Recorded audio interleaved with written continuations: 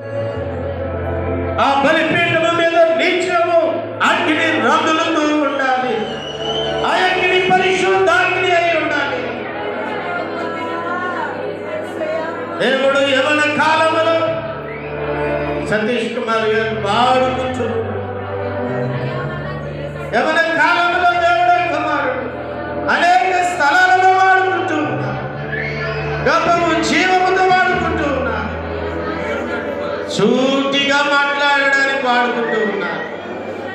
ఉన్నది ఉన్నట్టుగా మాట్లాడడానికి వాడుకుంటూ ఉన్నాడు.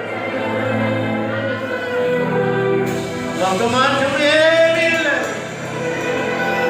విశ్వాస విషయములు మోమాటము గలవారై ఉండకండి అని యాకోబు స్పష్టంగా చెప్పేస్తూ